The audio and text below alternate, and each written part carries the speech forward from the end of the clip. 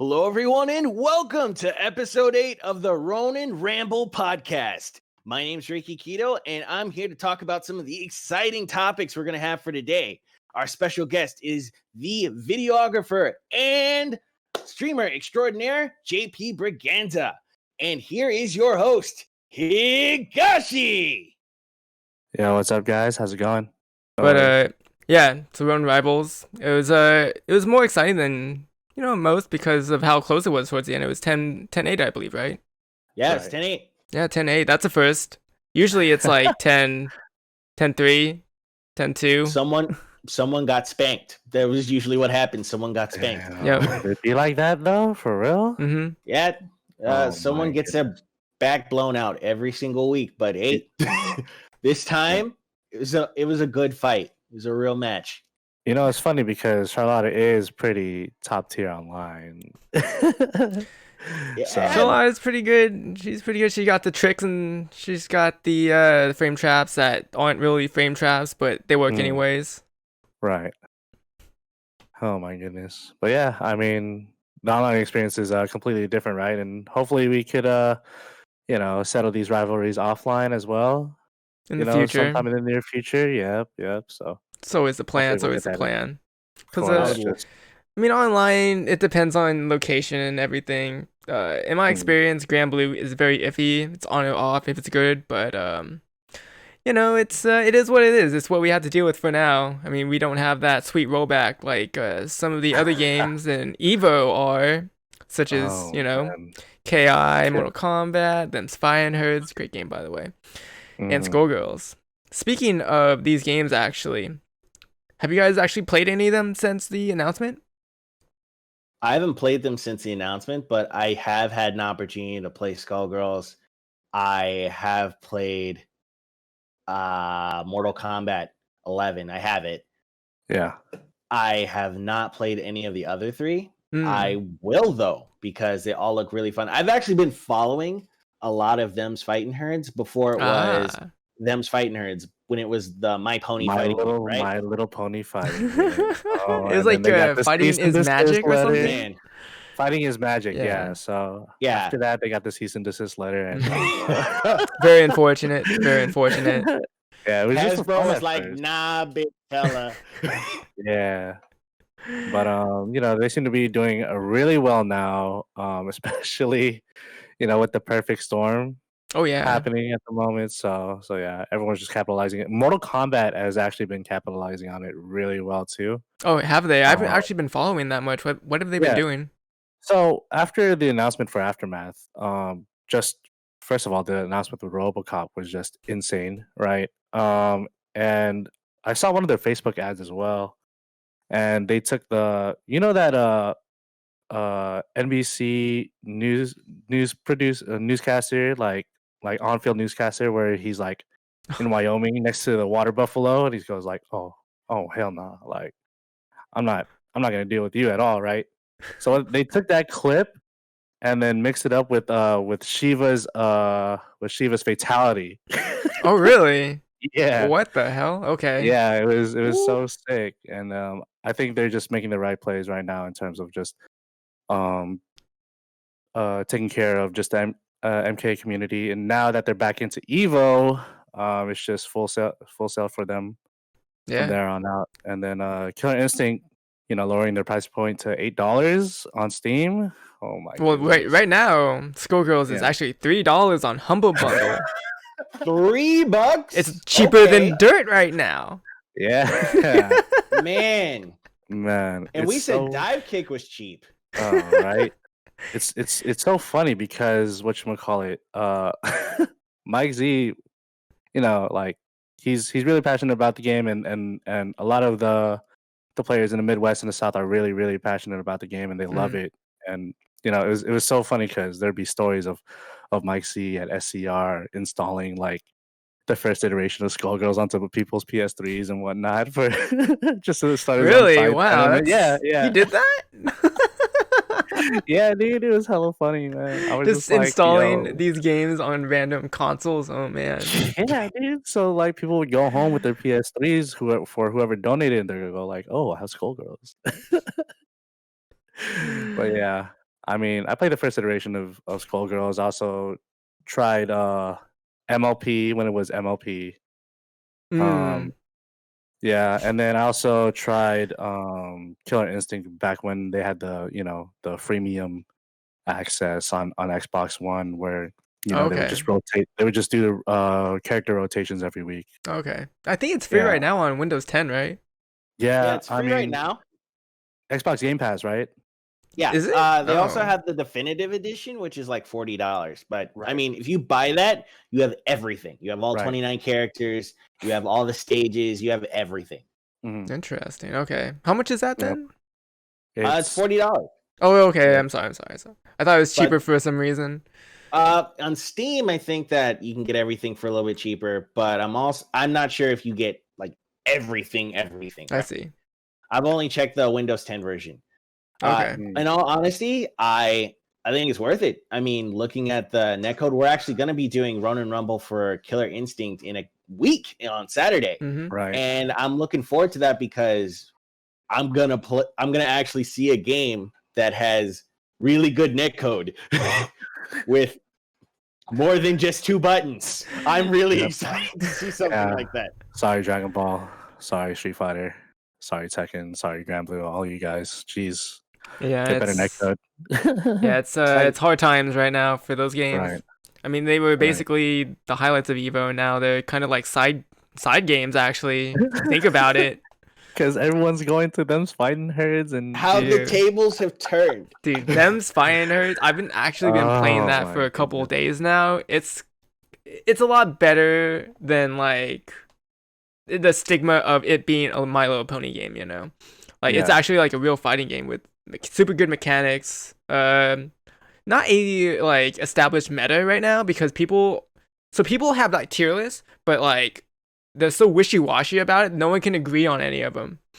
So there's like, say you have like the top 3 for a certain player, then another player has a different top 3, another player has a different top 3. I mean, granted, there's only 6 characters right now, but it's pretty interesting that the game has so many different tier lists from other top players. Usually that's a good thing, right? Yeah. I think mixing up the tier list and keeping having sound arguments for every single character is actually really, really good for a fighting game. But there's also that deterrence where it could be boring if everything is even. That's why there's like lots of controversies about overpowered characters, top tier characters in every fighting game and stuff like that. But we'll see where them fighting herd goes. So yeah. It's definitely the newest game on that list, so everyone kind of has a fighting chance. I mean, obviously there's some people who have been playing it since like 3 years ago or so, but I mean it's I think it's the most interesting thing to me, at least, because it's not really an established meta. So yeah, I mean, sorry Smash, but you're gonna have to hold that this year. Smash can't even get in the club. Man, reminds me of that Mighty Keith kicked video. out. Instant booted, man. It's just you can't play that game on Wi-Fi. I don't understand how people think Wi-Fi is a valid option. You shouldn't play any game on Wi-Fi, honestly. Nah. If you play on Wi-Fi, you should go to jail. Oh god. Oh man, tell that to the Wi-Fi gang in Norcal, man. Jeez. Oh no. Those guys. Oh man. Lag on purpose. Yeah. And post it on Twitter. That's the worst part. You guys ever hear the Laggers Anthem? The Laggers Anthem? The Laggers Anthem. It's actually on you. You should look it up on YouTube. If you guys haven't had an opportunity, look it up on YouTube. I think this actual caster used to do YouTube videos before he actually did like casting. Black guy. I can't even remember his name. But he used to do a rap for Laggers online, and it's hilarious. And that's how I feel about Smash. That's how I feel about Smash. It's a shame because there's a decent netcode out there for melee players right now. Just sucks that it can't be implemented, and Nintendo doesn't want to do anything about it. It's on Dolphin or something, right? Yeah, Dolphin. Okay. Talking about Project Plus? No. I'm talking about the Dolphin netcode. Like those. Yeah. So because that uses GTPO, right? I don't think does it use rollback? I'm not familiar with it. That's what I assumed, since uh, GGPO is pretty easy to get to. So yeah, and whatchamacallit, just just the fact that you could play melee of all games where it requires heavy execution to perform and do well from even coast to coast sometimes hmm is actually amazing in itself. And it's just a shame that a lot of the Japanese games are just not willing to move over. I mean, granted, we have Guilty Gear coming up with rollback, and then Street Fighter, and then Capcom tried their version of rollback, but we all know how that went. like, there's a coding out there that's been released for like the past 20 years already. Like, just use it. Yeah. I mean, we were Just talking use about that it. last week, and yeah, we basically established that it's a pride kind of thing. Yeah, And that's just how yeah, Japanese developers want to do it. So that's how they want to do it. That's how they want to do it. But it's not exactly right, the solution. Let's just say right, that. I right. mean, they're wonderful games to look at, but when they actually have to be tested in every environment, they fall on their face, and that's kind of sad, really. Yeah. But You know, hey, it's a it's learning experience.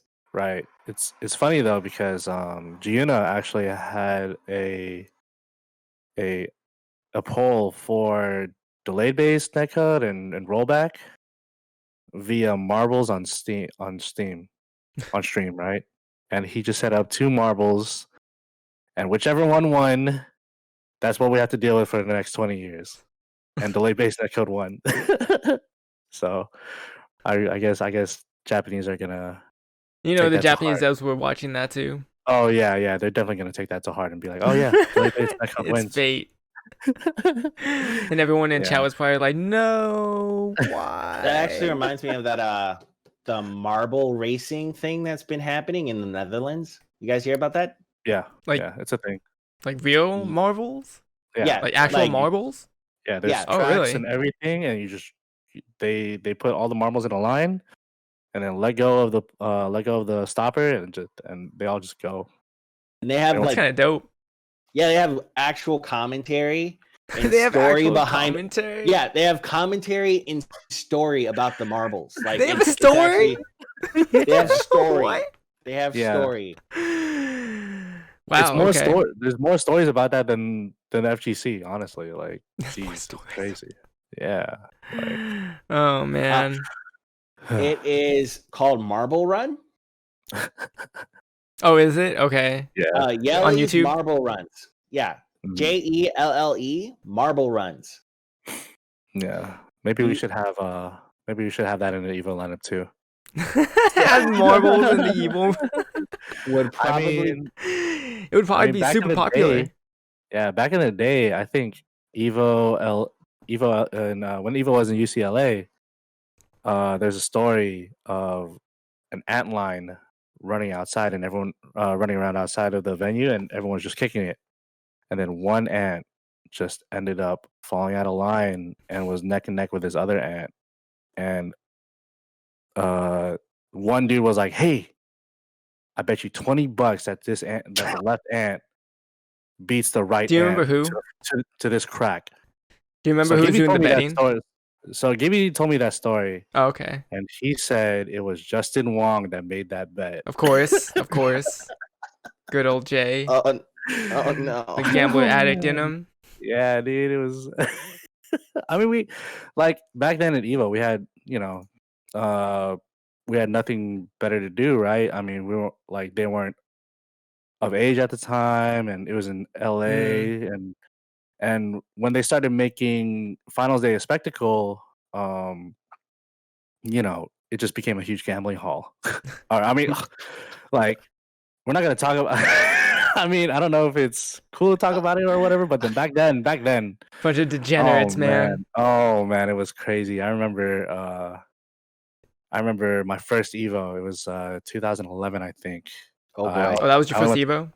Yeah, it was my first Evo. I only had $200 in my pocket, so I was living off of McDonald's dollar menu meals and just playing. Right, I went as a spectator. I never competed at that time, but once I went to Finals Day, oh man, yeah. So you know how Finals Day, like, you pick and choose a seat, and any seat that you choose would be a good spot in the arena, right? Or for the most part. Sure. If you wanted front row, you had to be there like 10 a.m. for like the first game, and then just sit through everything in order to like watch Street Fighter if you really wanted to watch Street Fighter.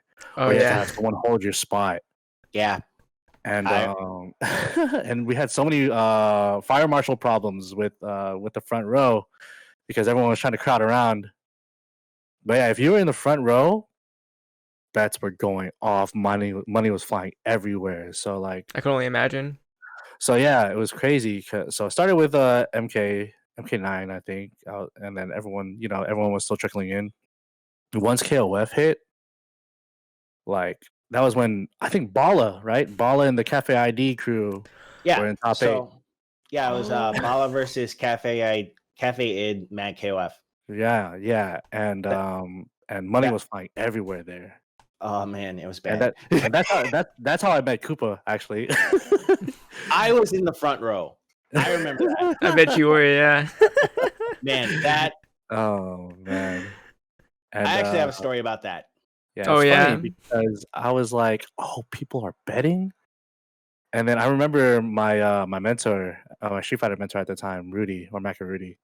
He was just like, yeah, dude, majors are sick. All you gotta do is go to the hotel, knock on doors, see who's playing, and then you can money match them and take their money. Or on finals day, you get to gamble all you want. And I was like, gamble? What do you mean? They're like, well, you could bet however much you want on what player, or you could bet you could play timer roulette, right? On all the ways of betting, time. yeah. Yeah, so you would bet like dollar bets on like who would on what number the timer would land on when the match is over. So yeah. odd or even. Not odds or even, just the actual number. well, if people bet actual numbers, they would bet like, they would go for like odds, right? 20 right. Like 20 to 1 odds or something like that. And then people would also bet on first hit. I saw $30 bets for first hit. That's hype though, dude. First hits are super important, man. It was crazy. Yeah, that can make or break the match. You actually get to think about it too, because you also got to look at the matchup, right? So if you're playing a grappler versus a zoner, like probably a fireball's gonna hit you on your way in, so you're always gonna bet like the fireball character over a grappler or something like that. Oh, yeah, that makes sense. Yeah, makes sense. Yeah, so there's like a meta behind it, or the most degenerate one is where you go to. So I went to a room. This is when I first met Julio and them, and we were money matching and getting bored of money matches. Getting bored of money matches? Yeah, because like, oh boy, because like there's just one person in the room who just kept on winning. It was either Kelvin or Julio. I forgot. Of course. And Julio was like, "Hey guys, I got an idea. You want to put both characters on computer on the hardest mode and see who wins?" And then we were basically that's legit gambling, yeah. Yeah, we were basically having a cockfighting event, like in the fucking room. Do you remember which two characters it was for the first one? It was Ken and Geef. And oh god, and Ken and Geef. Yeah, so every whiff Ken would throw out, every whiff normal Ken would throw out. SPD. Geef would SPD that right away. And every SPD, everyone was like, "Oh my god!" We were like, "Oh shit, people, you can do that." And then we found out that Ken was cheap because because like on hardest difficulty, they Street Fighter was notorious for reading your input before you could even perform the move, right? So there was instances of that on CPU versus CPU. So like the computer the computer Ken would read the input for what Geef is going for, and he would just DP right away the moment he reads a forward input. And he kept on winning for like 5 games straight. You just walk forward, DP. Yeah, and then we just kept on trying other matchups and everything like that. And Ken kept on winning. It was hilarious. That's sick. But yeah, nice. Back in the day. So S rank, right? Oh man, totally. But we don't do that too much anymore. It's a different time. I remember now. We did that for like Street Fighter 5 for a little bit, but that was like you could try, right? But then if you weren't on the floor, and if you were on, and you had to be off camera doing it too. Yeah, the new rules and everything. Yeah, It's a new you would have world, to be off man. camera. Yeah, I remember, I remember SCR 2014 when Vi Oh, had yeah. to like cut everyone out from side betting because it was just going so insane. Money was flying everywhere. Like there would be people with like $20 bills, like 10, 20, $20 bills out in their hand on camera, Oh, shaking okay. hands Yeah. and throwing out the money, and Gotta put you a know there's stop to that. also like Mm. the most notorious side better is I know from FGC history is Amakashi. Oh, of course. Yes. Nasir. Amakashi and I Oh think man. Dude, I I remember think like go on, yeah. I think Mag Hillweb's translator too. Mag Hillweb's translator was getting hype. He was very notorious for side betting, and there was also I think it was also K-Brad. Yeah, speaking of K-Rap, I K-Brad. remember NCR, the year that Marn got fourth. I think it was the first year. Nasir, he put a side bet on for K-Brad to beat Marn. Yeah. And I think it was for like almost it was like $1,000 or something crazy like that. It was for a lot of goddamn money, and he lost because so apparently I guess K-Brad was just washing Marn in side bets, or not in casuals. And obviously Nasir knew about this, and he was like, "Yeah, I'll bet the farm on this, 10-1 odds." He ended up losing all of it. He ended up losing all his money, dude. Oh my god. Yeah, remember the line? Oh man. The infamous line that Amakashi had to sit through? The line? Yeah, you don't remember the line? It's been a while. You can refresh my Explain memory. the line for the viewers, especially for me. So for those of you guys that don't follow Ultra David on Twitter, he posted a video. The ATM line, The ATM line. basically, Kevin. But yeah, so so I forgot what the bet was, but I think it was on Justin Wong, and he did $300 to $400 worth of bets around the room, and he accepted all of it. Like the moment Amakashi said it was Justin Wong versus someone, I forgot who, but the moment Amakashi said, "I like Sensei," the whole room stood up and raised their hands. They're like, "I'll take that fucking bet." And he shook on all of them. He shook on all of them, and he lost. He lost, and like there was a 13-man, 15-man line. And he had to pay out everyone. Everyone, dude. I saw 20s. I saw 5s. I saw 20s. I saw 10s. And every single time he would look at his money.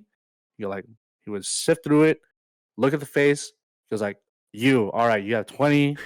You're like, "Okay, I know you. You have 10. Okay, you. I bet 50 on you." And nice. Also David was, yeah, he recorded that, and there's a video of it somewhere? There's video of it. There's video of it. Video evidence of this. Nice. Yeah, hell yeah. Gotta look that up, everybody. That's hella funny. That's notorious. But yeah, speaking of these events though, JP, you're somewhat known for being one of the videographers, photographers, editors for a lot of these events. So I'm just curious, like, which event was your very first event, and what is also your most memorable one? All right. So I started. Okay, so I started doing photography and videography. Shout out to Kevin. Back when I was 12, right? 12. Just from my church group. It was just I edited videos for retreats for the parents to look at and just make sure that the kids had a good time, whatnot. And I was just like, oh, this is interesting. Maybe I can make a career out of this. So I went to school in San Diego for film and editing. And I started, taking out the camera from the, and I took my school's camera, and drove all the way to fucking Evo, to shoot my first event for myself, basically. And then after that, I moved back to Norcal because I flunked out, but I ended up graduating like years later at the end. But yeah, I flunked out at first, and then started shooting events for Norcal, And the first person that hit me up to shoot was it was actually Macro Micro Gaming. Micro Gaming. What a name. If you don't remember those guys, that team consisted of Julio, Marcos, and an Apology Man. Oh, is that Carolyn's thing? That was Carolyn's old old okay. team, right? Yeah. So at first she wanted to do like, you know, PC events and stuff like that, but then her and her partner at the time like dove into the FGC and they ended up loving it. And you know, that's where Carolyn started, and that's how Carolyn became Carolyn, right?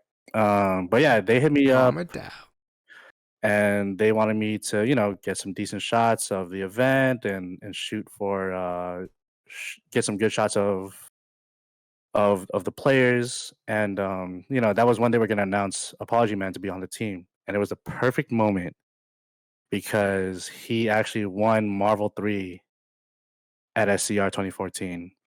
And he had to go through Ray, he had to go through F Champ, he had to go through all those guys, and he won.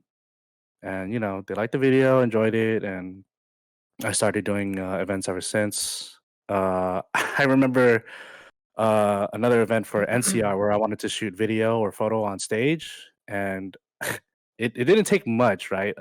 Because there was a moment where John Choi was still asking for PlayStation donations and stuff like that, or Xbox donations. Oh, for the event. Yeah, back in the day. And I just said, all right, I'll lend you my gear.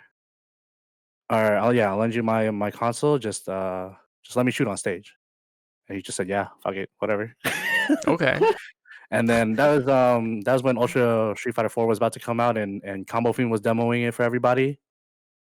And then he hit me up and like on stage and everything, and he was like, hey, I see you shooting for the event, blah blah blah. How would you like your photos to be featured on the Capcom Pro Tour page? I was like, sick, fuck it, yeah. Hell yeah. Down, right? Like I was very naive. I didn't even ask for a price. I just wanted it. I just wanted to shoot. And then, you know, they took the photos, posted it on a Capcom Pro Tour or whatever. I think that's when Eduardo and Infiltration were playing. Oh, and that's when the famous Hoodoo-Man match versus God, I forgot who it was, but Hoodoo-Man played a very close match versus Valle, I think. And it was really close. And yeah, I was shooting all of that. And then after that, you know, moved my way up to shooting SCR for Capcom Pro Tour via via the production team for that event. And then, you know, I kind of messed up there and learned from it, but yeah, and then started taking up smaller roles like camera operating for the broadcast. Like one time I was doing I was being a camera operator for Tekken at Combo Breaker 2017, I believe. So when you say camera operator, do you mean like you were handling the camera for the players? Basically. Okay. So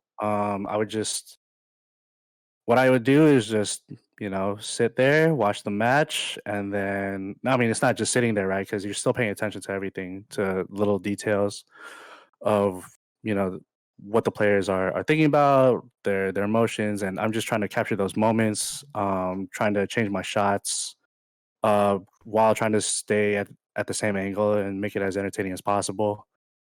So yeah, like it's very interesting being a camera operator for those streams, because you kind of have to keep paying attention to the players. Sense, right? Of course, right? So, and since I was a competitor myself, I grew this sense of it's gonna sound weird, but I grew a sense of like being able to like smell fear from a certain opponent, like whenever I'm playing them, or like sense like what they're probably thinking about, or sense frustration from them, right? Right. Yeah.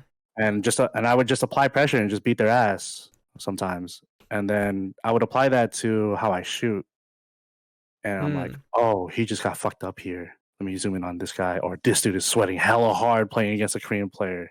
I'm gonna zoom in on his forehead and show how much sweat there is on his forehead, and like people would enjoy the shots. I would look at the clips, and then like people were laughing. I'm just like, all right, cool. Like I did my job.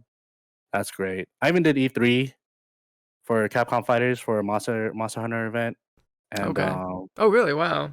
Monster there's a Hunter. Monster Hunter event at E3, and then there's also the Elite versus the New Day standoff. Oh, yeah. So I was camera operating for that. It was really tricky for that one because Why was that?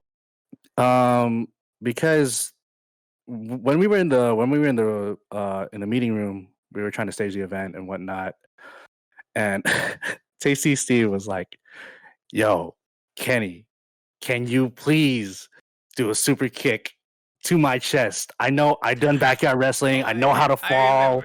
Blah blah blah blah blah." And No. and then like the producers and the director was like, "Dude, Steve, we are not trying to kill you. We're not trying to make sure you're hurt. Like we don't want anything bad to happen on set.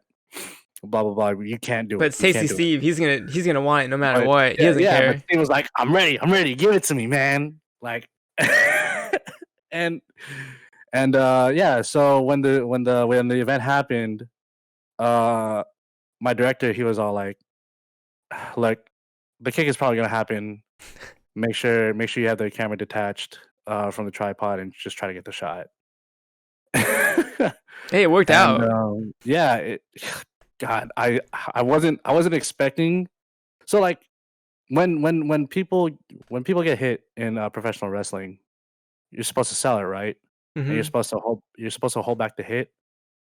But at the same time, you're supposed to make a loud ass boom whenever you make contact, just to make it look legit. And that kick was so loud to Steve's chest, and and he tried to sell it. He tried catching himself going down the steps and everything, and it was like there's a big crowd too. Like it even like shut down part of the Fortnite Oh, booth really? next to them. Yeah, the Fortnite booth was right next to Oh, yeah, our that's booth. right. And that was when the Resident Evil 2 that was when the RE2 remake announcement happened too. So yeah. But yeah, anyways, it was really tricky because I missed the shot and I'm trying to run, but apparently the producer was still on my camera and like trying to see me like do all this like handheld footage type shit like it was like how the WWE would like move their cameras and stuff like that, and I would try to zoom in on Tasty Steve's face, and he died. Yeah. Basically died. It's kind of tricky because you have to do a very jerk moment, or like you have to really like swipe the camera down. Yeah. Because like I didn't know it's where he was gonna unpredictable for the fall. movement. Yeah, I didn't know where he was gonna fall, and we were just not supposed to do it, but it was a fun moment at the time, and then and yeah, and I also did acted as a camera operator for Evo at first, right? 2015 worked my first Evo ever. And I was like, oh shit, this is like a big deal for me. Blah blah blah blah blah. Maybe I could get more jobs after this. And then I moved up from camera operator to videographer for the whole event. I mean, like not a sole videographer, right? We had a whole team of videographers, right? But you were one of them. Yeah, I was one of them, and it was a really big deal. And I just made sure I got all the shots I needed. Shot as much as I can for the editor in the back to make sure he has as much angles, has as much like content to work with. And I would always ask him questions about like what do you need? What are you looking for? What does the Evo staff want in those videos? Blah blah blah. And and coming onto that project for the first year I was shooting Evo, I would actually study a lot of Richard Lee's work and Esteban's work. So Esteban Martinez, the FGC documentary creator, right? On his channel, Hold Back the Block, I would study his work, and then I also studied Richard Lee's work from when he was shooting Evo at the time, and I would try to recreate that as much as possible. And it was just and it was just crazy because that year, I was just assigned to Capcom, right? I was just assigned to stay on the Capcom stage, get as many shots during pools, and then semifinals. Right, semifinals was when the real drama happened because Semifinals. because qualifier for top 8, right? It's everything. So Pretty I think that was important. like I think that was 2016 or 2017. I forget. No, yeah, I think it was 2016 or no, God, 2017 because that's when that's when F Champ got top 8, right? Yeah, I mean, that was in like one of your highlight reels, right? Yeah. So I shot F Champ just going on a fucking roll, on his way to top 8 losers, and he had to go through Wolf Wolf Crone. Crone, who at the time was really good. They had a Um, first to 10, I think, as well. yeah, So and that it was was like really on F hard. Champ's head, I would imagine. So. Yeah, and that matchup sucks ass, right? For Sim, because once he's knocked down, it's over Mm-hmm. for the most part. So he won, got super hype off of that, and then it was him versus who else? Oh wait, Kevin posted the YouTube link for the ATM line, by the way. But yeah, Yeah. Shout out to Kevin. but yeah, it was him versus Valoran. Yeah, Valoran, the Cami player, Hmm. to Okay. qualify for top 8. Okay. And So the yeah, Wolf Crone match wasn't to qualify. It was just to get no, to. that was to get to top 16 Gotcha. Okay. or top 12, right? Something like that. Yeah. Top Yeah, 13 or whatever. yeah, right. Or yeah. Anyways, um, yeah, it was to get to top 9 on the loser side, and then Valoran versus F Champ happened. And I had like 2 cameras at the time. I had one on a tripod and one on a slider, trying to make sure I got all my angles and stuff like that. And then the stick malfunction things started happening. Oh yeah. I think I kind of. Do you So remember that, James? The Sigma Nope. function? No. yeah, so thing is that It was there was Valoran, so right? much. Yeah, Valoran. No, it was F Champ stick because Oh, his stick was it? was customized so much Hmm.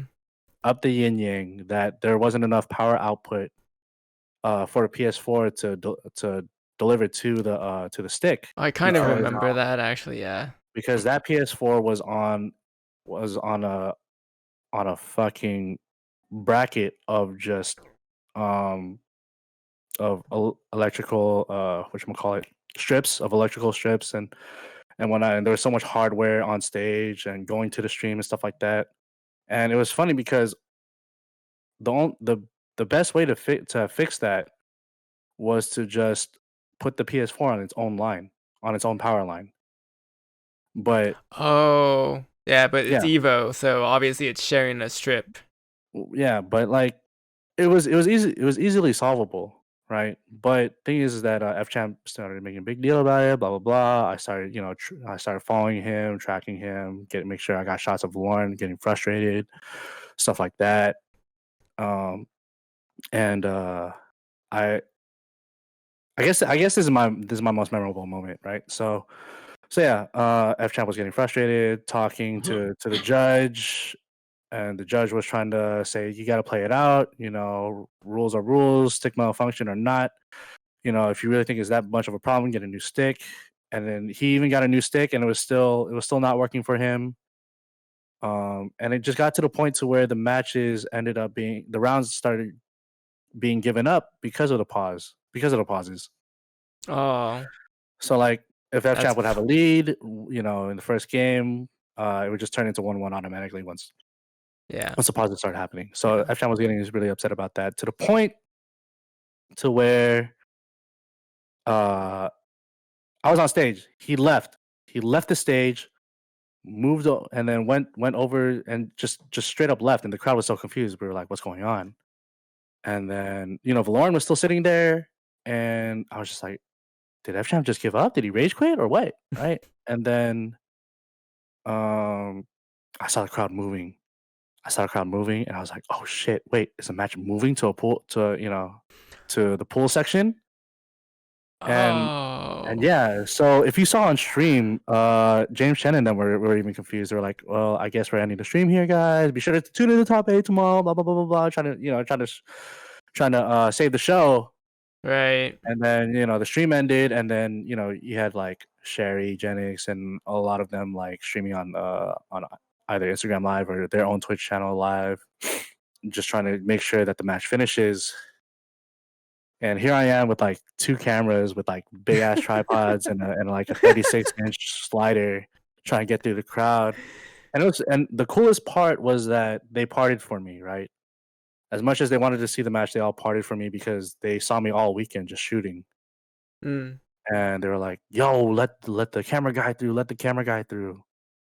And I was just like, "Oh shit!" Like like even though you're behind the scenes and working and just trying to do your job, I got that sense of appreciation from the community, making sure that I was able to finish the job. And yeah, I have a whole video on it.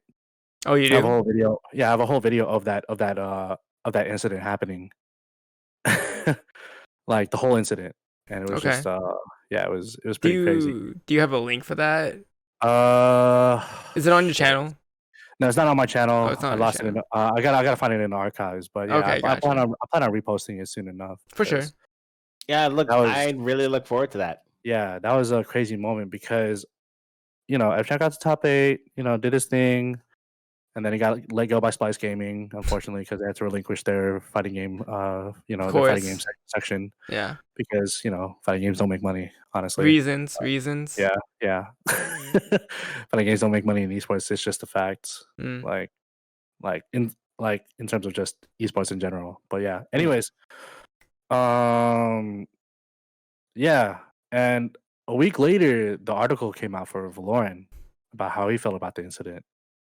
And yeah, he cried. He mentioned about how he cried in his hotel room that night, and he felt robbed because of what happened and the turnout of what came to be, and he was just getting frustrated because the match kept on pausing, FChamp kept on delaying. Like everyone thought that Ryan was just being Ryan, right? Or Ryan was just being FChamp, right? You have Ryan and you have FChamp. Everyone thought that FChamp was just being FChamp and just making a commotion and making a fuss and just trying to delay the game on purpose. But I mean, if you stick malfunctions, you just stick malfunctions. But I mean, you kind of have to. You have to like talk to all the judges as well and rectify the situation. And we had 3 judges on deck, trying to talk about what's going on. Yeah, like it's not FChamp's fault. It's mostly just on the judges, honestly. Yeah. So yeah, that happened, and it was just, oh man, it was crazy. And then finals day happened, and did you do anything for the finals?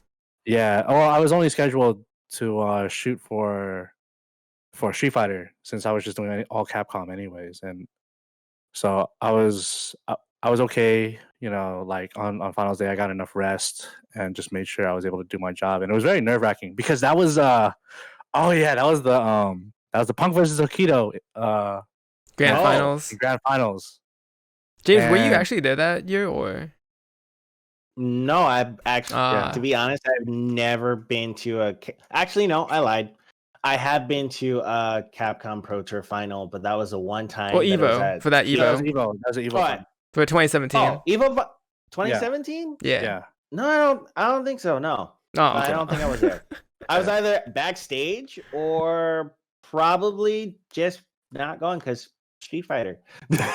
Fair enough. Yeah, and then Tekken was over by then, so everyone didn't care. So, or a lot of people didn't care. But yeah, that was like the second biggest turnout for Street Fighter 5, right? Outside of the 5,000 bracket that they had. It was a big year for Street Fighter for sure. Yeah. But whatchamacallit? Yeah. So, I was just making sure I did my job right and just getting my shots in and making sure I was out of ESPN's way because we had that contract with them back then. Oh yeah, that's right. Yeah. That was the Mika year. Yeah. Oh man, that not ESPN you friendly. Play Mika. No. You had to have the. He had to change the costume. Yeah, she had to have the full because he was playing the one that had the underboob. Yeah. And that was not ESPN friendly apparently, so he had to switch it to like one of the other costumes. I forgot which one it was, but yeah, it was a full leotard one. yeah, So, okay. Yeah, the one that was completely covered. So yeah, and so yeah, that happened, and I was just trying to get all my shots, making sure I was out of ESPN's way, and it was so frustrating because they probably you took can't over the entire floor. well, you couldn't get not the entire floor, right? There were definitely blocked off sections that I couldn't get into no matter what, and I couldn't get on stage. It was kind of frustrating at first. And then whatchamacallit, but I got the shots I needed, but I wasn't watching the matches. I was just paying attention more to the players' emotions. And when grand finals happened, like that was emotional. I was watching Punk throughout his whole winners run, right? And he was nervous the whole way through, right? He was shaking. His teeth were clattering and stuff like that. Like you saw, like his jaw would shake, right? And I started noticing that was his first time, right? Well, I mean, his first time. That's his that was his first Evo. That's his top first. 8. Well, his first top 8 experience for Evo, at least. For Evo on that big ass stage. Right, and the crowd was just getting louder and louder for USA, and everyone thought that he had the easy ride to grand finals, but every single time he kept on beating everyone in winners bracket, he just got more nervous and nervous. And I was just like, why? And then fast forward, I didn't hear about this event until after I shot it, but apparently Punk went to Justin's house and they played a 1st to 10. Also, just to throw out there, I was there. I just remembered. Yeah. Okay. I had actually stayed the whole time. Yeah. That one time, and I got to see him. It's the fighting games are great. Yeah. There, I was there. Fighting I was games, definitely something there. so good. I didn't work that week. I didn't work that year. Oh, okay. Gotcha. For sure. So yeah. Did you TO or were you just chilling, a player? Oh no, I always go to the stadium, even if I'm not having an opportunity to work that year. I always take that time to actually experience the arena because it's a really great experience. If anyone's here and never been to Evo, next time go to finals day. It's a great experience. Yeah. It's a great experience. If you have the opportunity to go to Evo, you should definitely try to go to Evo because it's one of the best experience that you'll get. Especially if it's your first one, it's always going to be super fun. Yeah. Yeah. But yeah, no, I actually remember that event because Punk had, or someone, they were talking about the story about Punk and him coming all the way up to this moment, and that his mom was in the in the crowd and everything, cheering him on. Dude, the pressure. I just thought about that. You can only imagine, right? Like, you can only imagine. If your mom is in the stand. Yeah. I mean, just like in general, because at that time, Punk was still, what, 18? Oh, he was 18? Yeah, 18. He was 18? Jesus, yeah. So, and that's when he was with Panic Gaming at the time, too. Panic Global Gaming. And, so fast forward real quick before I get to the grand finals. Amakashi told me that he knew that matchup was free. He knew that match versus Tokido was free for Tokido because they went to Justin's house, played sets together, and they played 2 1st to 10s. And Punk they played each other before top 8? No, they played each other before Evo. Oh, before Evo. And Punk lost 10-1 in the first set. Yeah. I think I remember them talking about this actually. And then in the second 1st to 10, he lost 10-2. You know what's really interesting about it though is that to get in the top 8, Punk and Tokido played each other actually on stream. Yeah, and Punk won. Yeah, Punk won 2-0. Yeah. So it's like, did he download him doing those sets, and then Tokido was maybe not even playing his hardest at that time or something like that? But no, he was definitely playing his hardest, and he knew playing the matchup really well. But thing is that it's 2 out of 3. Yeah, it's 2 out of 3. So literally anything could happen in 2 out of 3. Like NCR and Death Bracket, I made Punko cry.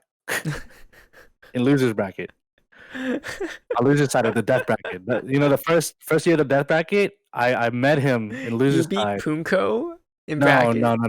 No. I didn't beat him. He barely beat me. Oh, okay. But first game I bodied him and he cried. Yeah. Okay. He was so stressed. He was so stressed, just trying to win. And he was fresh out of final round and making top 9 and getting knocked out of top 8. So, or not even making it to top 8. So he's so frustrated that he flew to Norcal and ended up in the death bracket without even knowing that there was a death bracket Oh announced. yeah.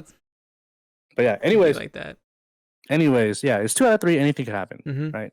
But in a long set, holy shit, dude! Like, if you don't get your shit together, you're just gonna get steamrolled easy, right?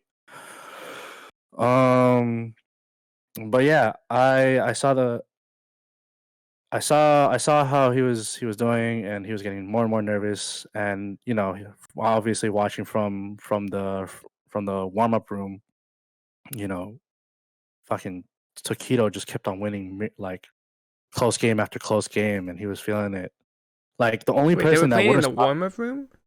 Yeah, there's a warm up room. They were playing though. No, they weren't playing in the warm up room. Oh, okay. It's just that there's a warm up room there for them, and they have I think they could bring in one person. I see. Yeah, or something like that, or usually I just see them practice combos, just to keep their hands warm. And then because you don't want to show anything to your opponent in top 8. Hell no. Like, yeah, exactly. That's why I was like, wait, they played each other. No, they didn't play each other. Okay. But yeah. Anyways, I think the only person that would have been able to stop Taquito was F Champ at that time, because if he won, if F Champ won, then Punk definitely would have had a better chance to win Evo. Of course. That year, like infinitely better. F Champ and Taquito played, didn't they? F Champ and Taquito played first round. It was super close too, right? It was. He had a 2-1 lead. Or he had a 2-0 lead over Taquito, and Taquito came back heavy, and yeah, it was just crazy after that. And then he had another close set with Itabashi Zangief. Yeah, and then I think he took out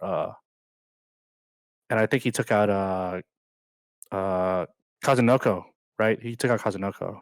F Champ versus Taquito was one of the best sets in history for Street Fighter 5. Oh yeah, for sure. But yeah, like no one mentions that. No one mentioned that match because, where's F Champ now, right? Blah blah blah blah blah. But like that was one of the craziest matches that I was able to watch, right? That I was able to watch and shoot. But then during grand finals, I couldn't keep my eyes on the screen or anything. I just had to. I just knew that Punk was cracking, so I just kept my camera on him. Okay. So I kept my camera on him. I'd be really curious to see that footage, actually, to see Punk's reaction to what's going on during the set. Yeah, I actually have a video. I can link it to you guys. So it's definitely heartbreaking when you see an athlete, and I've watched that happen with Jimmy Garoppolo in the last Super Bowl, and I've seen that happen with players at Evo as well, where you can actually see the moment where all of their confidence just drops. And it's crushing. Yeah, it's definitely a heartbreaking scene. Yeah. So yeah, it was crazy because I got some help towards the end. So I was able to get a cross angle on both players from Taquito winning and like in all his glory with the confetti falling down in slow motion, and then Punk just like Punk in his getting deflated. He was, and it was crazy. What honestly made that Evo moment was it was just literally a coming of age story for him. Yeah, honestly, young gun being the strongest and the best in Street Fighter 5, like hands down the best, right? There's like just no argument. Definitely at the time, yeah, for sure. Well, I mean even now, right? Like people would still argue that Punk is the best Street Fighter 5 player for sure. Yeah, there's definitely arguments for like who is the best player at the moment. Yeah, I mean, I think it was kind of like that for a while in the last couple years. Right. But it was just so unfortunate for Punk because he he doesn't have a title to. He's not able to get a title to help validate. Because he lost the item for Capcom Cup that year as well, or last year. Yep, and I think he didn't even do that too well in Capcom Cup 2 years ago too. I don't think he did very well either. Yeah. But still, no matter what, I still believe that Punk is the best Street Fighter 5 player of all time. I'd agree with that. But his talent is pretty off the charts. And it's only going to go higher and higher, right? Yeah. So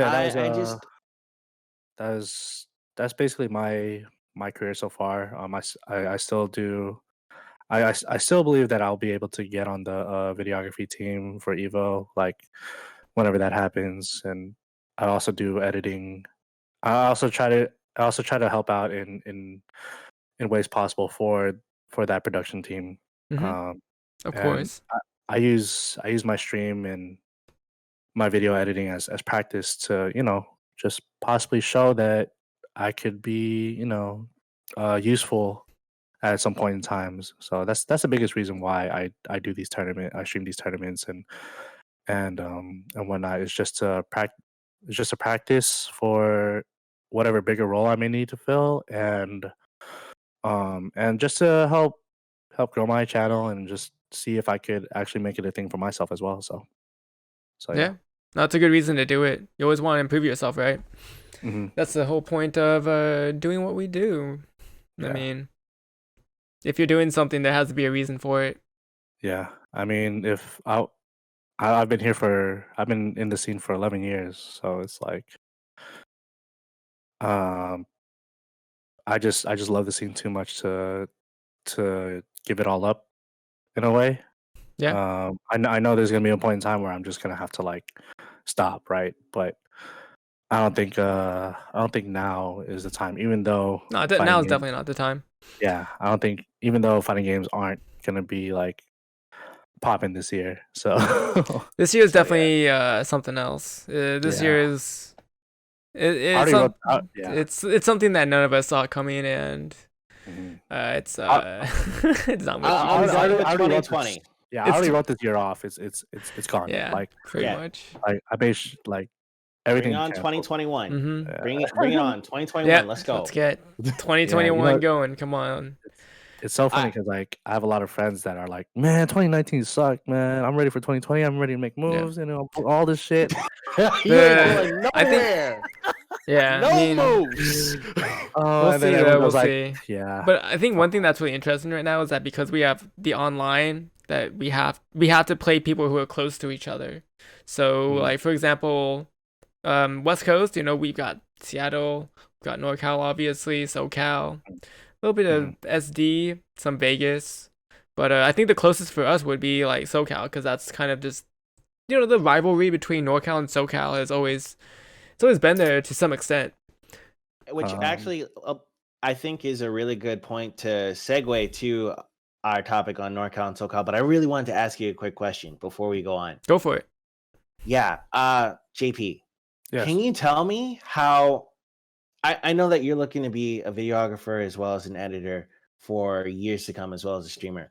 How do you feel you want to change the craft of being a streamer or a videographer or an editor? How do you feel you can change how it's done for fighting games? What are you trying to innovate? What are you trying to do? Well, I mean, when it comes to shooting events, there's really no like new ways to innovate how to shoot an event and stuff like that. The way I go into shooting a fighting game event or streaming one is to make sure that the crowd is the viewers are experiencing what I'm experiencing. Through those shots. So it's a competition. It's emotional. And since it's an open tournament, I just want to be able to show people that, hey, anyone can do this. Anyone can be a part of this. All you got to do is participate and not be scared, because that's the biggest thing that veers away from a lot of gamers in general. They go like they'll do crazy flick shots and make crazy plays in MOBAs and stuff like that. But the moment you put a controller in their hands or a stick in their hands to perform one combo or even perform a Hadouken, they go like, "Oh, this shit's too hard. I give up." But like, it doesn't have to be like that. Like, yeah, everything that you do wrong in up until that point till you lose will end up being your fault, but you learn from it. Like, I feel like it's insecurity issue as much as it is a lack of skill, a lack of interest issue. Well, it's like riding a bike, right? You know, because you keep falling down and you keep getting beat up. But if you're willing to keep going, then you're gonna do well. Because fighting games is one of the hardest genres to get into in general. Oh yeah, that's a long bike ride. Yeah, it is. Yeah, but like just the fact that there's no one for you to depend on if you mess up. Mm-hmm. There's no one to back you up, no matter if your back's to the corner. And to figure out how to fight your way out is one of the most satisfying feelings that you could ever get, honestly, right? Because at that point, again, everything is your fault. Yep. It sounds like you're making a commentary on esports there, buddy. Yeah. I mean, not to knock esports and team events, right? Like team events is what makes money at the end of the day. Team events is definitely, I think, gonna be somewhat of the future for fighting games in some extent, but that's another topic. That's another topic, right? But at the end of the day, it's all you, and I guess that's how I live my lifestyle as well. You know, I try to make sure I try to do everything right on my own. You know, with some guidance along the way, right? But at the end of the day, don't, like, whether it's family or friends, they're not gonna look after you if you just keep fucking up. So you gotta make change. You gotta adjust. You gotta just make those moves in order to progress. So yeah, that's just how I see it. But yeah, I want people to participate. I want more people to watch. I want more people to grab interest. But how do you do that exactly is the real question. How do you make people want to become more engaged, more interested in what you're trying to sell? And some people are definitely finding that outlet for it as well. Like YouTube is becoming bigger and bigger for fighting game players, but obviously Twitch as well. But I think YouTube is one of the better outlets for it because you can really express yourself on that in ways that Twitch doesn't allow you to. Right. Because of the post editing. Right. And I try to get those kinds of shots and implement those feelings and implement that drive into up and coming players, or or just new people to the scene. And because the first time I watched a live stream event was fucking Evo 2009, back when it was on Ustream. Hell when we were streaming on 360p back then, and it was the Justin Wong versus Daigo set in grand finals, and when he made that comeback and unfortunately lost at the end because before that there's a Daigo parry, right? Yeah. So there's a lot of history behind that matchup already as is, and to top it all off with the first Street Fighter 4 event or Street Fighter 4 premiere, premiere grand finals of Evo or whatever. I was just like, yo, I want to be one of those guys. I want in. And I mean, I haven't made crazy fighting game accolades or anything like that during my time that I was playing, but I was still enjoying it because of the camaraderie that it brings. Because I feel like an offline scene is completely more important, like way more important than whatever online scene is participating in right now. Right. Like, that's another topic in its own though as well. Yeah. I mean, I think we've been talking about online versus offline for like a while now. Month already, 2 months. Yeah. Ever since this quarantine shit happened. Yeah. I mean, even before that though. Like there's been a lot of talk about which would be a better setting or like which would be more lucrative. But yeah. I honestly feel like in this day and age in 2020, we need both, even without a pandemic. You definitely need both. Yeah. Both can coincide with each other. Yeah, they do. But I mean, again, it's a topic for another day. I think that what Ronin Rumble does is something not very many other online communities do, and I'm looking to. It's part of the reason why I am happy to be on staff, because I think that we're bridging that gap. By the way, let's go on that next topic though. Yeah, so like I was saying, Norcal versus Socal. Oh, you don't want to talk about it. JP, we've had conversations on this in the past, in a more private setting, but I remember it was a pretty deep discussion on how both regions kind of represent each other and how much each region kind of cares for the scene. So I remember that you were talking about how, because you lived in you didn't live in WF. You lived in WNF. You lived in Socal for a good while, and you participated in WNF pretty regularly, right? So you've lived both sides of the tale. You see which region really hungers more.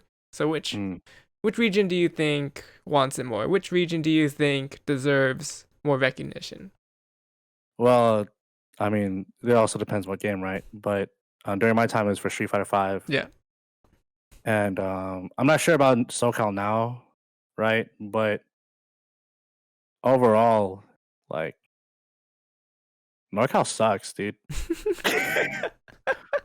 Norcal sucks ass. Like, I'm not the best player. I'm not an advocate or representative of like or even a gatekeeper for our scene, right? At this point, because I don't know, like we have a lot of talent. We do. But the reason why I say NorCal sucks is because of just come in here and talk about my hometown like I'm from Vallejo, bro. I'm from the Bay Area. I mean, it's all our hometown. From the 707 big fella. Yeah, dude. But yeah. Like what Kevin was saying. The biggest reason is because we don't have anywhere to play anymore. There was after CFD, after that whole deal with the Foundry, there was a whole 2 years where there was nothing and no one did anything about it, and there was a lot of up and coming talent, or there was a lot of up and coming players coming up, and none of our players from the previous era cultivated that. No one's hosting. You know, the only person who was really hosting at that time was Long, like OPN. That was really those were private sessions too. And I think Julio did a couple as well, but right. But thing is that like it wasn't that it wasn't that people didn't show up. It was because there was 2 years where there was nothing, where there was nowhere to go to, and it was very upsetting.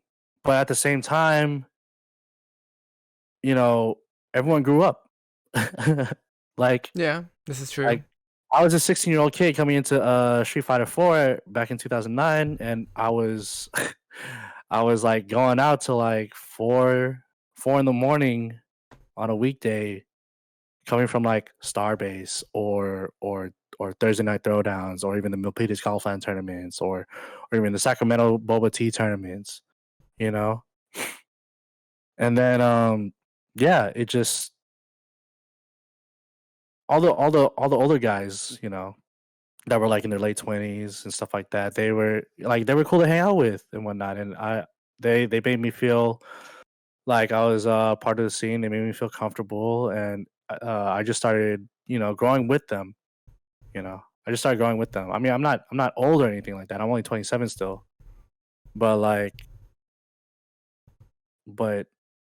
being 16 at the time, I was just like, dude, these guys are great. You feel like you can do anything, right? there's places to there's places to go to. There was places to play. Even like 925 had spots to play nearby. 707 still had Ram Nation at the time. But yeah, it was also and when Street Fighter 5 happened, it was a mix of not liking the game and not having anywhere to go to and not having like experienced players cultivate the younger players either. So there was a lot of James, you look like you wanted to say something actually. I mean, I did. To be honest, I've been trying to run events for a really long time in NorCal. Since my arcade, or at least not my arcade, since Southtown Arcade closed. Mm. Yeah. That was like 2014. I had been bouncing around all over NorCal looking for venues to play in. I went to Starbase and played with Ram as well as with CJ Soulstar. Yeah. I went down to Ram Nation a couple of times and played with them too. I went down to San Jose and I played San Jose and Milpitas. I went to Milpitas Golfland. I was playing with Joe Capsule Flores and working with him to run stuff. I went to freaking Showdown. I went to Sharkade, which was also in San Jose. I mean, there were places, but I feel like it's not that there wasn't a place to play. There wasn't an arcade to play. And not only that, we weren't showing up. Yeah. As a community in NorCal, I just feel like all of us didn't have a place to play, or we just didn't feel comfortable enough to go to those places. Yeah, no one in NorCal likes to drive either. Yeah. I hate driving. I will be the first one to say I hate driving. I love driving, bro. Holy shit. You want to know my schedule back then? Fucking Monday, Tuesday, Antioch tournaments. Wednesday session in Benicia. Thursday would be CFD and SF. Friday would be Den Dojo or San Jose. And then Saturday would be Sacramento. That was my schedule. Jesus Christ, what was your gas like? Huh? What was your gas like? I'm premium, so it was $40. It was $40 a fill up. Jesus. Yeah. Probably did that at least once or twice a week. Yeah. Yeah. That sounds like once or twice or 3 or 4 times a week, to be honest, because that's a freaking going all the way from Vallejo to San Francisco and then going back. And then going to San Jose the next day and then Sacramento the day after that. Man, that's a tank by itself. Yeah. And it was funny because whenever I would meet someone new to the scene or like would want to or I thought, would be interested in participating, I would always drive out of my way just to pick them up and take them to a tournament. Just a couple just a couple months ago, I took fucking Jamal from I remember. I was about to mention that. Yeah, you took Jamal from Concord. Reno, dude. Yeah. Concord out of my way, 15 minutes out of my way, and then drive another extra 30 minutes up to fucking Sacramento just to get to the event and stuff like that. And yeah, it was just crazy. It was just fun. I had a good. I wanted to. That's how I wanted to make sure that. That's how dedicated you were. Yeah, I just wanted to make sure that everyone was experiencing the same thing that I was experiencing when I was coming up in the scene. Right. But now, so I want to talk about your time in SoCal. So your time in SoCal was like, what was that? Season 2, Season 3 for Street Fighter 5? Season 2 and Season 3 of Street Fighter 5. That's when I was in SoCal. And the experience was almost complete opposite, right? You had plenty of places to play. You had plenty of places to go to. You had everyone coming out to every single event. Mm-hmm. And that changes things, right? Right. So the thing was that before I left for SoCal, the scene was like when Street Fighter 5 blew up and blah blah blah. We had places to play up until Foundry closed out on us, and then it started diminishing, and I started getting less places to play, and I was like, damn, this sucks. And I saw a lack of drive in a lot of players, even though they were like, more than decent or really good, but they just didn't want to crack out.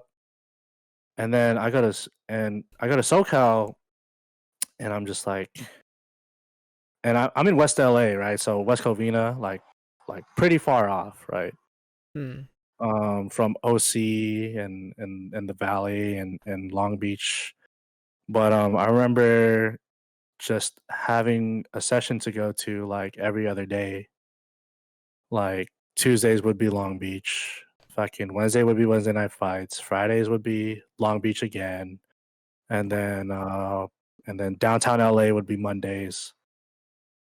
And yeah, I was able to grow as a player a lot faster than when I was in NorCal because of the up and coming competition and the fact that I was able to, keep up. I never beat any of the heavy hitters there, but I was able to keep up with them.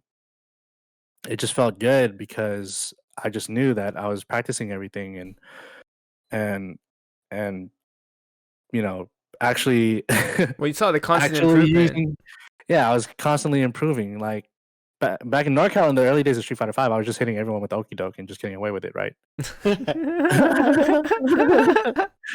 Like my match with Marcos, my match with Z Nice back in the day, like they and Matty Pie, they all got hit by the Okie doke. They all got hit by the Okie doke for sure. I'll admit that. I don't give a shit. I beat them anyways. So what? Anyways, I didn't start learning up until I went to Socal and start bettering myself as a player when I went to Socal. And it was because everyone wanted it. Everyone was driving down. So because you saw the hunger in everyone and you felt it too, did that make you want to? Did that motivate you more, as opposed to like your time in, NorCal where everything kind of closed down and? Well, back then NorCal was really motivated in Street Fighter 4 and Marvel 3, right? Yeah. Right. It's a totally different story. One of the best regions. Yeah. But then, so I would compare SoCal. Well, I mean they were really good in Street Fighter 4 too, but we definitely had the better of them in Marvel for sure. But anyways, whatchamacallit, I would definitely compare SoCal's 2015 through to 2017 was just as hungry as NorCal's like 2012 to 2015. And even back then for NorCal there were regional rivalries too. Like I don't know if you guys heard of the Battle by the Bay for Super Street Fighter 4. But it was a 5v5 tournament between North Bay, South Bay, East Bay, Peninsula, and That's SoCal. Sick. I didn't know that that was a thing. Yeah, that's so sick. There were qualifiers for it and everything, and everyone thought that NorCal was the weakest region. Oh, really? Yep. NorCal, everyone wrote out NorCal easy until Doug the Thug and RJ came out and showed what's up. And they were able to contest against South Bay, who was the strongest, who was and still will be the strongest region for Street Fighter, more than likely, right? Yeah, San Jose, San Jose is very strong. Yeah, right. But North Bay, oh, shit, dude, it was crazy. Like, jeez, we had so many hidden bosses in the North Bay. In the Huda Man was North Bay, right? Yeah, Huda Man was North Bay. That's when he was coming up too. But yeah, I mean, like that kind of hunger was driving NorCal at first, and then South Bay didn't have those same regional rivalries. Of course, there was like UCI versus Riverside, and there was OC versus LA versus Valley and stuff like that. Man, when you say South Bay, you mean SoCal or South Bay? Because I'm thinking like San Jose. South Bay, San Jose, NorCal. Okay, all right, cool. Right. But yeah, and SoCal had those regional rivalries too at first. But yeah, the thing is that since there was WNF throughout that whole 11-year series, like it was what I think that event what helped mold the scene a whole lot better than NorCal did. Because when everything started closing down in NorCal, we just rolled over and just got dicked like hella hard. I mean, it changes things. It changes a lot. Yeah, exactly, right. But since there was an available series for players in SoCal, still even San Diego drivers would drive up 2 hours to Walnut. Yeah, that's crazy. Just to fucking play. I remember doing that for Cross Tekken and Persona 4 Arena. Like, holy shit. was a grind, right? But yeah, I mean, like Socal is just way more comfortable driving around and going to events more than. That's You really gotta drive interesting. everywhere with that freaking region. Hell yeah! You And it's gotta like drive they- to get groceries. Yeah. and It'd there's be always like that traffic sometimes, right? on the highways. Yeah. And they were born in traffic. They was. Besides the Foundry, I don't think we had a lot of venues. We had then was We a had like choice. AFK for a couple events, but Ah, for the most AFK. part though, yeah, Norcal in like season 2, season 3, it wasn't. It was After non-existent. Foundry like shut down, it was a wrap. Not Like much if else you weren't left. like if you weren't playing with Mikey, Long, or Rom, then or I guess Pisu at the time. Bisu. I guess Pisu at the time, right? Yeah. If you weren't playing with those guys, then you're not gonna get better. Or even if you weren't sessioning with Julio in South Bay, like you just weren't gonna get better, and that's just and there was a limit. There's a big limit to that, you know. So Yeah. who could go see those players and go play with I them? mean, and, most of us just ended up playing online a lot. yeah. All right, James. Yeah, I'd like to throw out there that I mean, I saw this a lot in later versions of like or later years of Street Fighter 4, but also in Street Fighter 5 that people were very siloed. Like they didn't want to play with other people. They wanted to play with their own clique, their own group. Yeah, that's And- another NorCal problem. It was pretty clicky. Yeah, I mean that is a problem for growth. Like there wasn't an ability for people to just gain skills from other people or build themselves by facing off people who gave them bad matchups. They had a limited pool for their own Yeah. growth, and I saw that a lot with really strong players, and I'm like, what are you doing? You should be happy to be able to play anyone. At least you have a community that has so many people in it. Like, I'm Yeah. coming from a small community, and I'm thinking, I'd love to have 8 people to play. Yeah. I'm happy to see anyone show up. And you're like, nah, I'm just gonna stay home. Yeah. I'll play with people online.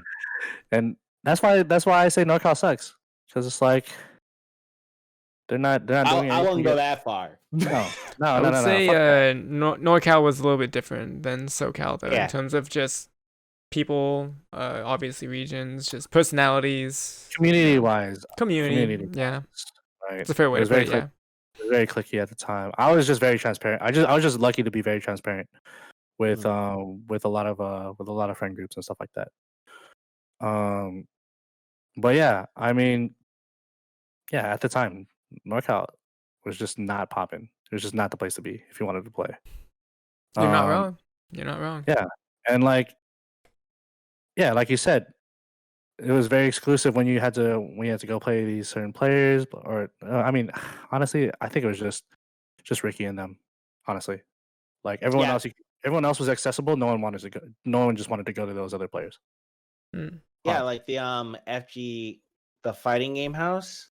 I think the Well- one with Ricky and Ryan and stuff. Well, that one was different, right? Because Ryan invited everyone that wanted to play Marvel and Street Fighter. Honestly, as long as you were cool. But outside of that, whatchamacallit, like I had if I have easy access to get matches with like Valle and Dank and Commander Jesse and all them, why is it so hard to get access to play to play all these other players in NorCal?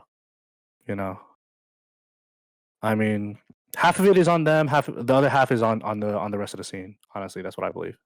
Yeah, Like, you're not lying. Yeah. That's really it. It's a different kind of community for sure. Yeah, of course. We're just a bunch of techies. Yeah, I mean, I love NorCal. I have mad love from NorCal. Like, my heart is in SoCal, but my soul is in the Bay. Like forever and always, for sure. And I see light spurts from other games outside of Street Fighter though. Like I still see that same hunger from that I saw like years ago in Street Fighter within the Tekken community or the anime community, stuff like that. Like those guys those guys like to hold it down.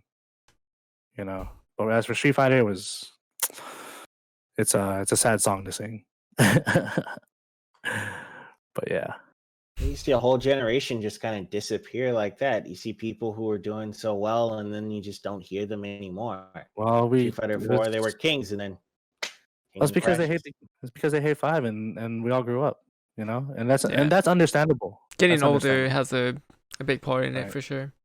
Right. Realizing that you have responsibilities as an adult, as opposed to like just being a teenager or fresh out of college kind of thing. Yeah, and Socal is the younger scene for sure, right? So they had that time, even though they're working a fucking 4-hour job on top of like school, they're still willing to go. But there's younger and more energy kind of thing.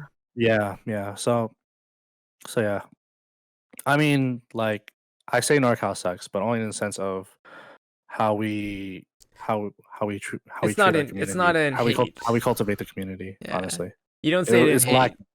No, I don't say it in hate. Not at all.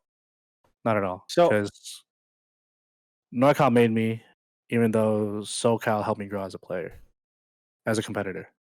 All right, last comment, James. Yeah, I just wanted to end this with a thought for everybody. So we're coming up in a completely new generation right now. We got the PS5 coming out. We have plenty of new games in the horizon. What do you think NorCal can do in order to rebuild this community, or at least foster in a new generation of fighters? If you ask me, it's communication and outreaching. Basically, like, if you see a new player, after you're done beating their ass, invite them to a session. Or at least give them tips, tell them how to get better, introduce them to more people. Let them know more about the scene. Tell them your online ID if you want to play more. Just talk to them. Be more open. Yeah, be more transparent with your community. Exactly. That's the most important thing. Like, the way I got into the scene was through this small high school brawl tournament that I was in, and I met this other dude that was very interested, and he had all this tech before it was called tech back in the day. And the next day we meet up, and he goes like, "So what other games do you play?" And I was like, "Oh, I play Super Street Fighter 2 Turbo online, the HD remix online, and I'm pretty good at it." And he went up and he looked at me dead in the eyes and straight up said, "No, you're not." And I was like, "What? All right, let's play online though." He goes like, "No, we're not gonna play online. It's too laggy." I was like, "All right, we'll play at your place." He goes like, "Oh, I don't have a PS3." I'm like, "How? What? You think you're better than me? How you think you're better than me? And you don't even have the game?" He's like, "Yeah." So we meet up at the Tekken Twins' house in Vallejo, right? I don't know if you remember the Tekken Twins, but yeah, the young twins, or the young twins, what's it to you? Yeah, what's it to you and them? Yeah. So we ended up at their older brothers. We ended up communicating with their older brother to use their house to play, and I was playing Sagat. He played Cammy, who was still bad in that version, and he wiped me 10-0 clean. And after that, I was like, "Teach me your ways," and I never looked back ever since. So, like I said, after you're done beating their ass, just show them the way. Like, invite them to sessions, tell them what's up. Yeah. Be more inviting, be more transparent to them. Because you never know, like, a new player might be a new player, but they have room to grow. Every new player has room to grow, because every one of us, we've all been there. So it's like, if you think that they're willing to put the time in, which they may or may not be, take the risk. See what happens. Give them 5 minutes of your time. You never know. Mm-hmm. So I wanted to end this is the last thing I'm going to say. You guys can continue. I just wanted to say that it's really important for us to invest in our youth, especially our young players. I work as a teacher at a high school, more like a college and career instructor. But I run the game. Man, I run the gaming club for the high school. Right. And some of these kids, some of these young people are pretty awesome. Like they put a lot of effort into the games and they just don't know. Like they've never seen this stuff before. And because there's no arcades, there's no way to meet people. They're just like, I guess I just got to play online. And I just look at them and I'm like, there's a bigger world out there. Yeah. And what I try and do is I try and show them that world. Like I try and expose them to like big tournaments like Evo, or even small tournaments, smaller regional tournaments like NCR, where there are people in your neighborhood that play this game and play it well, and you could go to these events and do it. You don't have to be 18 in order to go to a regional. Right. And yeah, just fostering that drive to improve in a game that they really love. So I would just say, be kind to our youth, and let's find a way of incorporating our youth into our community, because they're the future. We're getting old. Right. I mean, cruel truth. I mean, it's definitely harder though, especially when you have these team-based games out right now, because that's the main attraction. But once you show them the lifestyle of the FGC, it's like very in your face, very front heavy, but also very like intimate at the same time because of the camaraderie that you earn, the camaraderie and respect that you earn from being a player in the community is what kept me going, is what kept me competing, because I wasn't looking for validation. I was more looking for I guess just to see if I could do it, just to see if I myself can make it, and just being able to earn respect from other players and it feels and good. Then just and whenever I make these certain plays and just shock the crowd, it's just like a really good feeling, and I'm like doing this all on my own, and I'm just like, yo, like. So something. The one last thing I want to say. So you guys know how the Daigo Parry brought a lot of people to the FGC. Do you think we have a current Daigo Parry like right now? That's basically the Tokido versus Punk run back. Yeah. So how do you condense that into? But how do you condense that into a 45-minute clip though, to make it more digestible for new players? Clip? Just like a very short clip, because the Daigo Parry clip was like what, maybe a minute, if that. Yeah. Which made it incredibly easy for people to watch, digest it, and just want to keep watching it over and over and over again on repeat. Right. So do you think there is a current Daigo Parry video out there right now that people can, just forward people who want to get into the FGC or anything like that? Can you think of anything right now on top of your head? Nothing memorable. Well, there's also the Leffen versus Goichi. the 2-minute blocking sequence. Yeah, that was pretty sick actually. And the trades that they were getting and how close it was from a 2-1 character comeback. And then Goichi getting hit by the mix that no one knew about at that time. Yeah. So there's that. That's a good one, yeah. There's also Lil Majin's Evo top 8 run. Oh, okay. Right. Yeah. What else is there? There's also. I'm trying to think of all the other games. Arslan Ash's top 8 Evo run, but it's not like a Daigo Parry moment or anything like that. What's a crazy one? Well, yeah, it's hard to think of one, right? I guess. I think that's. Go ahead. You go in. All right. So like, I don't think there's anything to compare. Not on comparison, yeah. Not on There's par. nothing to compare to just like on par with the Justin Wong comeback and the Daigo Parry. Like whenever you introduce the FG, whenever you introduce someone into the FGC, those are the first 2 videos that you show them, and then you show them the Yipes commentary reel for Marvel 2, and then right. But yeah, outside of those 3 videos, there's nothing else to show. I mean, you could show Arslan Ash's Evo run in Evo Japan and Evo World, and you could show fucking whatchamacallit. You could show the K-Rat versus Wolf Crone incident. Yeah, you could actually, yeah. So you know But what I yeah, think it makes it really interesting though is the fact that the Daigo Perry thing was it was Seth Killian. I think he was like he had just a a fucking camera like a little camera back in 2004 or whatever. But everything that we have footage of now is raw footage of the match and the right. commentators. We don't get the crowd anymore. There isn't any Yeah. crowd POV of matches these days. And if you do find them, they're in very low quality or they're just Yeah. not filmed very well. Well, And that's because of Twitch. That's yeah, literally it. Yeah. yeah. That's But literally it. maybe if we had more of those at events, like the ones that you were doing, for example, maybe there would be more of those moments that we could share with the community or the perhaps like the future community of people who want to join the FGC. Right. And we can show them just how exciting it can be to be at tournaments, to go out, have fun, stuff like that. I mean, it's just a thought. I just randomly thought of this. I was like, Yeah.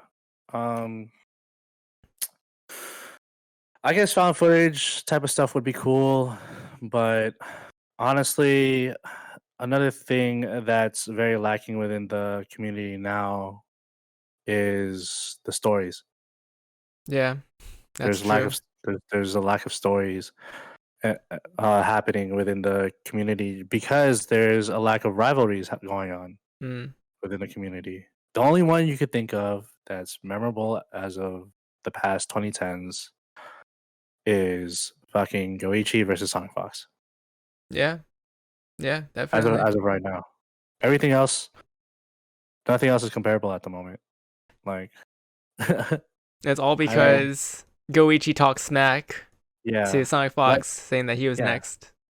Yeah, and you could try to mention F-Champ versus Nemo or F-Champ versus KBR, or you could try to mention Bonchan versus the World or Infiltration or Infiltration versus Laugh, but those aren't comparable at all. Yeah. To what you don't really, because you see there's too much too many people just being nice to each other nowadays, and there's not anyone trying to stir the pot or just do what Goichi did exactly. And it's not like Goichi and Sonic Fox were at each other's necks. They're like really good friends now. Yeah. So but like there's no stories being driven. There's no stories being driven for the FGC. It's gone way too global, which isn't a bad thing, right? But like since it's so global, it grew from regional pride to continental pride. Right. Like that's actually a good point. Yeah, it kind of is now. Yeah. USA, because of how USA. because of how fast information gets sent around throughout the world now. But yeah, I mean, honestly, the most interesting thing outside of Goichi versus Sonic Fox right now is if fucking the US could ever win a co-op cup in Third Strike. That would be so amazing if that happened. That Which would be great. That would actually be crazy. Yeah. Which would never happen, but it will never happen. They never stopped playing that game. They never stopped. Imagine if Bisu went to Japan to compete in Co-op Cup. Do you think he'd actually take anybody? Take any names? He would get washed. Yeah, he probably would. Chad, he's hearing you now. Yeah, I know. I don't give a shit. Bisu, you fucking suck at Third Strike, bro. In comparison to Japan.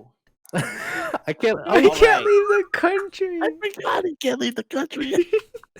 All right, so I just wanted to say, I said it was going to be the last thing that I was going to say, but I think it's a good thing to end. Having heard what you've talked about with your videography as well as your editing, what you're looking for at JP, I can say that because you look for the emotion, because you want to drag people into the experiences that you're having, you might be the person that comes up with that 45-second clip. Because the 45-second clip for Evo Moment, number 37, what that really does is it shows you the adversity the creativity Mhm. of our community in Right. 45 seconds. Yeah, it's a magical moment that's it's very hard to replicate, especially in this day and age. And maybe we shouldn't. Maybe we should You don't just never- look for yeah. a moment that's special to us. 100%, yeah. Yeah. Honestly, I just want to do my job in just bringing interest, or just keeping the interest for our existing community right now through my I guess artistic skills, as you would as people would call it. And Talents. yeah, I mean, talent does take a certain amount of skill, but yes. But yeah, I mean, like, if there's any way I could help with the community, I definitely know it's through the moments that I would want to capture at a big event every single time. And if I ever get that big break to go to events and shoot them every single month, every single year, then great. I'd love to do that because I would love to visit every single scene and show them off to the world. I was supposed to go on this Baltic cruise, like, actually today. Oh, Go to for North, for go to comic North book Europe. or No, Baltic cruise, oh, like the northern European seas, right, for a cruise. And I hit up a couple people from their own scenes just to see what it's like over there. And you know, I just wanted to participate in how they treat their communities and stuff like that. Even though Europe is a really small scene because of how far spread out it is. So, like, or interesting. and I even wanted to go to fucking Rev Major to the Philippines to visit the Filipino scene out there, right? And I just want to be able to. That's my biggest dream, is to travel and show off the world and show how big the fighting game community is outside of fucking Daigo and Punk and Bonchan and Justin Wong, because once you meet these people, you're gonna see how normal they are, but they're still participating to beat the best. And that's what I believe would want people to bring interest to that. So yeah. That's the way I see it. Yeah, you get more people exposed, you get more people interested. Other regions is really important. I mean, we didn't even know about like the Middle East region for Tekken. Yeah. And then they just blew everyone up. Dude, there's a lot of secret bosses everywhere. Even Socal still has secret bosses to this day. Yeah. That no one knows about. I'm sure I'm sure they do. Yeah. It's crazy. But yeah. All right. So JP, you've talked about all of your production, about what you want out of the community. Any last words to everyone? Fuck all of y'all. Don't follow my channel at twitch.tv/JPBreganza. I hate you all. I'm just kidding. Especially Bisu. Especially Bisu. Yeah, hate you the most. No, I mean, just opposite day. just if you ever have a love for gaming and you want to pursue it, there's always a way to participate in that. And even though you're not a top player, there's ways where you can contribute to your own community, whatever game you play, whether it's CS or Street Fighter or Valorant or even League of Asses. Like there's ways to contribute to your community and show love. So yeah, just represent your scene well, be a good person, and everything will follow through. That's it. So yeah. Followers you. Thank you very much, JP, for all of the stuff that you've contributed to today. We really appreciate it. Yeah, no problem. Yeah, really. If you guys ever want me. I like the talk that we had today. I think it was pretty interesting. I always like talking about the Norcal, Socal stuff as well. It's always fun. Oh yeah, Of course. But yeah, just hit me up whenever you guys need someone to do hot takes for you guys, and I'll just say it. So like if everyone else is afraid to say it, I'll just say it. Like I don't give a shit. Hell yeah. So yeah. All right. So yeah. So JP, you're on the ground. You got no DP. Your opponent has Oki. What's the first thing that comes to mind? Do you mash, tech, or take the throw? Fucking mash, dude. I'll wake up. Whatchamacallit? What's Laura's elbow move? What? You mean a standing medium punch? No. You mean the EX elbow? Yeah, no. I'll wake up.